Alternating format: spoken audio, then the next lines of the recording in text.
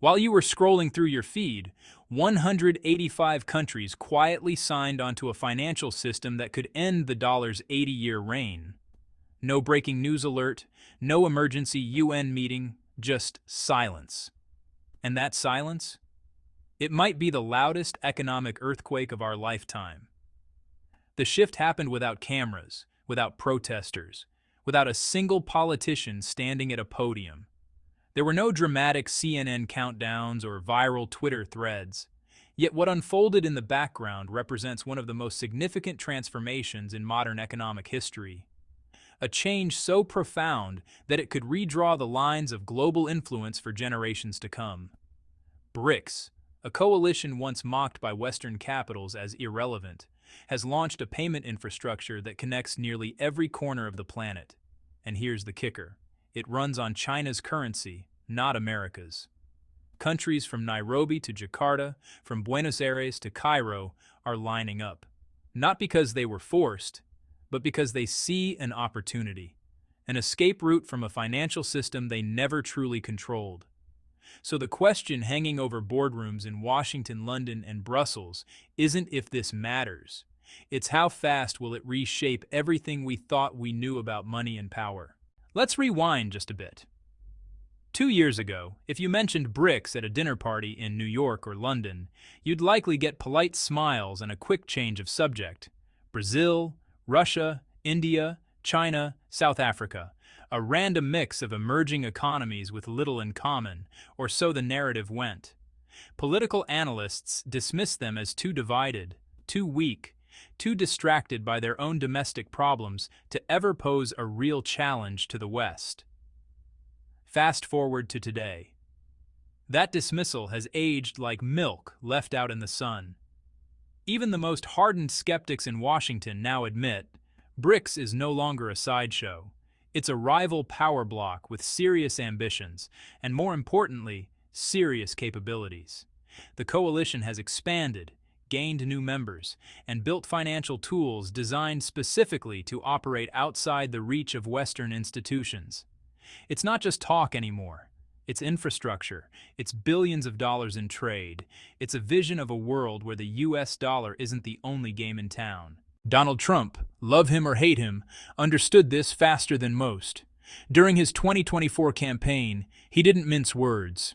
Losing the dollar's dominance, he said, would be like losing a war. Not similar to losing a war. Literally equivalent. That wasn't hyperbole for the rally crowds. That was a rare moment of clarity from a politician who grasps what the dollar truly represents, the foundation of American leverage across the globe. The dollar isn't just a piece of paper you exchange for coffee. It's the reason Washington can freeze assets, enforce sanctions, and bend foreign governments to its will without firing a single shot. Lose that, and America loses a weapon more powerful than any aircraft carrier. Trump didn't just warn, he acted. Upon taking office, he unleashed tariffs on nearly every major trading partner. BRICS nations, they got hit the hardest. The strategy was clear: punish anyone even thinking about ditching the dollar. Force them back in line through economic pain. But here's where the script flipped. Instead of collapsing under pressure, BRICS doubled down. New members joined. Trade volumes soared. And rather than beg for mercy, countries began exploring ways to bypass American financial infrastructure altogether. The threats backfired. They revealed exactly why BRICS exists in the first place. A world tired of one superpower calling all the shots. Even sober, cautious economists are now raising red flags. Projections from institutions that used to scoff at BRICS now predict a stunning reversal. By 2050, the G7, the club of the world's richest democracies, could control less than a fifth of global GDP. Meanwhile, BRICS and its allies might command half the world's economic output. Let that sink in. Half. This isn't some far-off science fiction scenario. It's a trend already in motion, visible in trade data, currency flows, and diplomatic shifts.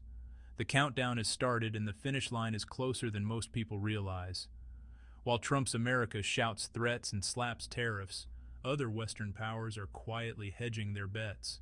France, for example, is reportedly considering inviting China to the 2026 G7 summit.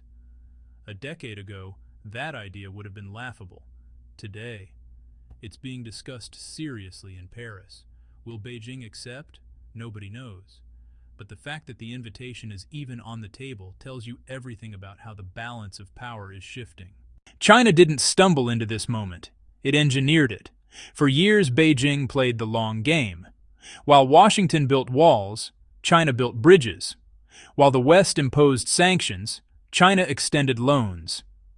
And while American leaders lectured the world about freedom and democracy, Chinese bankers quietly showed up with infrastructure financing, no political strings attached. The numbers are staggering. Over the past 5 years, Chinese banks have quadrupled their overseas lending, deposits, and bond investments. We're talking about more than $480 billion flowing out of China and into economies hungry for development capital. This isn't charity. It's strategy. Every loan issued in renminbi, every bond denominated in China's currency, every trade deal that bypasses the dollar, it all adds up. Brick by brick, Beijing is constructing a parallel financial universe. Developing nations, especially across Africa and Asia, are no longer looking to Washington or the IMF as their first call. They're turning to Beijing. Why? Because China shows up with cash, not lectures. It offers partnership, not paternalism. Kenya, Angola, Ethiopia, they've all redirected major infrastructure loans into renminbi. Indonesia and Slovenia are preparing renminbi-denominated bonds.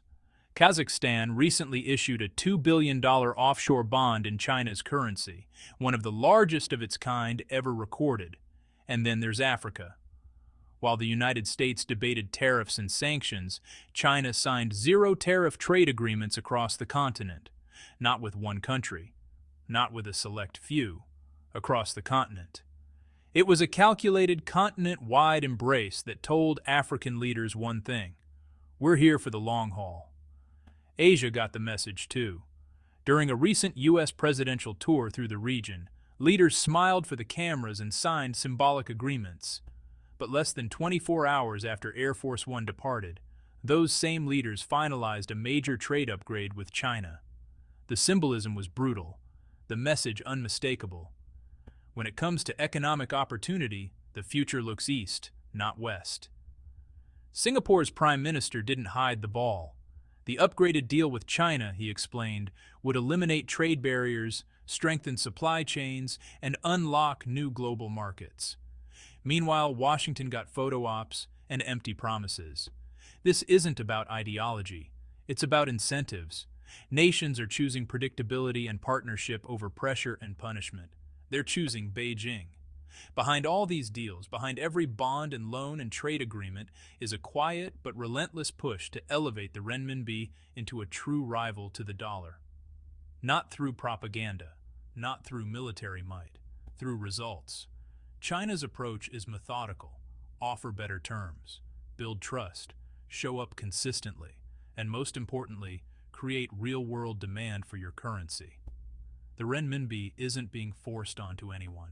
It's being chosen, and it's working.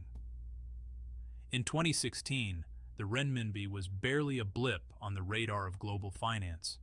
Today, it's the world's second most used currency for international transactions, trailing only the dollar. That's not a small leap. That's a seismic shift. Investors are paying attention. Chinese bonds are drawing capital from across Asia, Africa, and even parts of Europe. Beijing is positioning itself as a financial hub, not just for its region, but for the entire global south. Every government that issues debt in renminbi instead of dollars strengthens China's currency as a credible alternative. And every transaction that bypasses the dollar weakens America's grip on the global financial system. This brings us to the centerpiece of China's strategy, the cross-border interbank payment system, or CIPS. Think of CIPS as China's answer to SWIFT, the messaging network that underpins most international dollar transactions. For decades, SWIFT gave the West unmatched control. Cut a country off from SWIFT, and you cut them off from the global economy. Russia learned this the hard way in 2022. But now there's an alternative. CIPS has exploded in scale. It now processes nearly 13 trillion renminbi every quarter.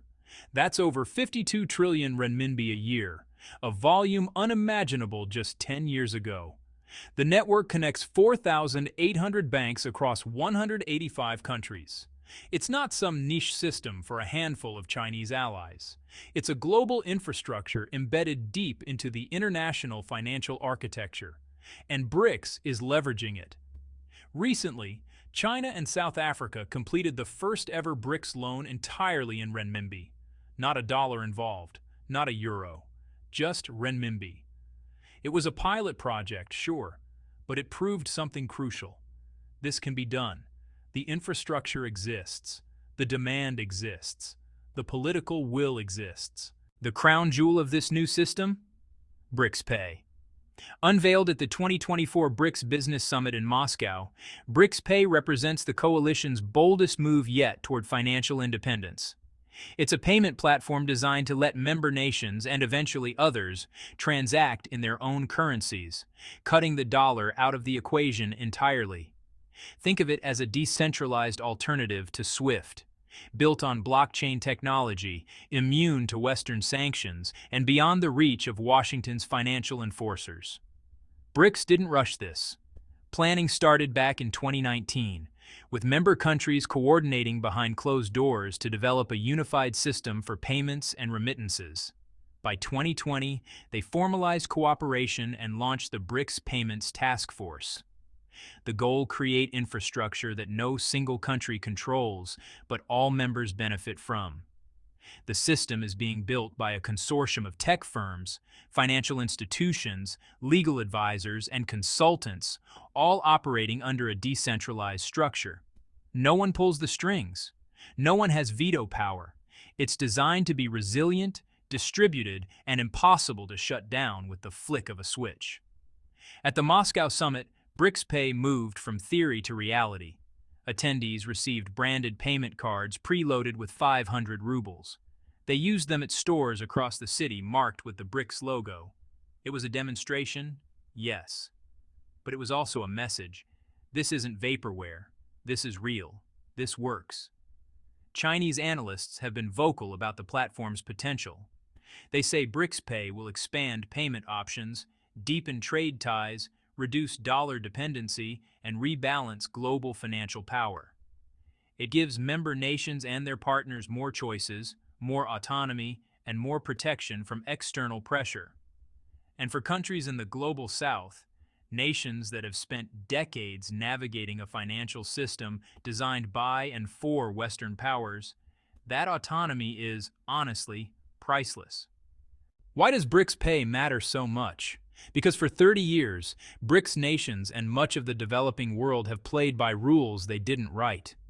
Rules designed to benefit Washington, London, and Brussels. Rules enforced through institutions like the IMF and World Bank, which demand painful reforms in exchange for loans. Rules weaponized through the dollar's dominance. Want to trade oil? Use dollars. Want to settle debts? Use dollars. Want access to global markets? Accept dollar hegemony or face isolation. Russia's experience is a case study in why countries are desperate for an alternative. After annexing Crimea in 2014, Moscow faced Western sanctions. Painful, but survivable. Then came 2022. When Russia invaded Ukraine, the West unleashed financial warfare. Russian banks were frozen out of SWIFT. Assets were seized. Markets were closed. Overnight, Russia became a financial pariah. The message to every other country watching was clear. Step out of line, and we can destroy your economy without firing a shot. BRICS Pay is the response. It's a lifeboat for nations that fear the same fate. It allows trade in local currencies. It preserves financial sovereignty. It creates a buffer against geopolitical coercion. And it's built on blockchain. That matters. Blockchain is decentralized, meaning no single institution controls the ledger. Transactions are verified by a network of computers, not by a bank in New York. Once a transaction is recorded, it's immutable, impossible to reverse or alter. That's critical for countries worried about asset freezes or sanctions. Blockchain also eliminates intermediaries. Traditional cross-border payments can take days, passing through multiple banks, each taking a cut. Blockchain makes it instant and cheap. For developing nations with tight budgets, that efficiency is transformative. Looking ahead, the ultimate vision is even more ambitious: a BRICS digital currency. Imagine a common currency for the coalition's members, allowing direct trade without converting through dollars. No exchange rate risk, no transaction fees, no dependence on Western financial plumbing. BRICS nations represent 40% of the world's population and 30% of global GDP. A shared digital currency backed by that economic weight would be formidable. It wouldn't replace the dollar overnight, but it would offer a viable alternative, one immune to sanctions, inflation manipulation, or political pressure from Washington. This digital currency could function as a parallel financial system. Countries could choose, operate within the dollar framework, or plug into the BRICS network.